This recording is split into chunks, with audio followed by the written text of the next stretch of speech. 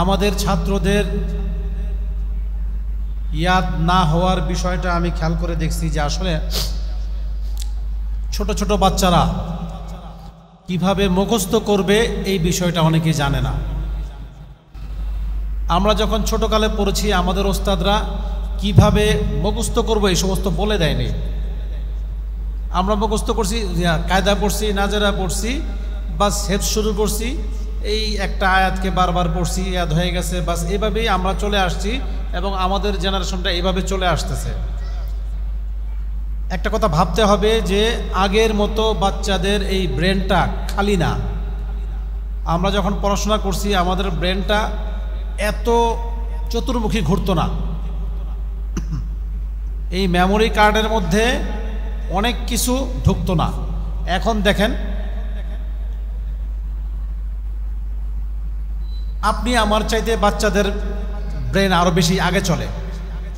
আপনি যদি কোনো হেরা কবি কলকাতা, ছোট ছোট বাচ্চা, আপনি মোবাইলের একটা ফাংশন বোঝেন না, বাচ্চার কাছে দিবেন, এই টিপা টিপা দেখবেন যে হ্যাঁ আপনারা শিখাই দিব। বলুন, আপনি বুঝেন না, পোলাপানে বুঝে।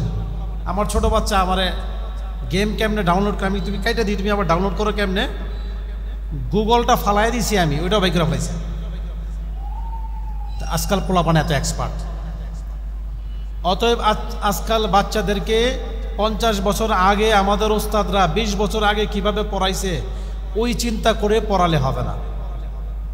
সময়ের সাথে সাথে আমাদের কথাবার্তা, আমাদের চাল চলন, আমাদের শিক্ষকতা, আমাদের মেজাজ সব কিছুর পরিবর্তন আনতে হবে। এটা আমরা করি না। আমরা বাচ্চাদেরকে সুন্দর করে বোঝায় দেবো যে এইভাবে পড়ো, এইভাবে মুখস্থ করো, এটাও করতে চাই না। কারণ আমাদের মেজাজ, আমাদের চিন্তাধারাটা হলে এমন, আমগুলো তো দেখার লাগে নাই,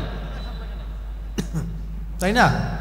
এই জন্য এই সমস্ত বিষয়গুলো ভাবতে হবে। প্রত্যেকটা বাচ্চাকে আলাদা করে ভাবতে হবে যে এদের মেজাজটা কেমন, এরা কি চায়।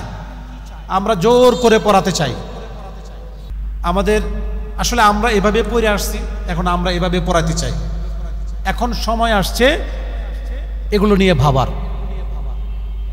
বাচ্চাদেরকে আমরা কিভাবে পড়াবো, আমার 15টা ছাত্র কার মেজাজ কেমন, এটা আমার চাইতে ভালো অন্য কেউ বোঝে না, মোহতামিমও জানে না।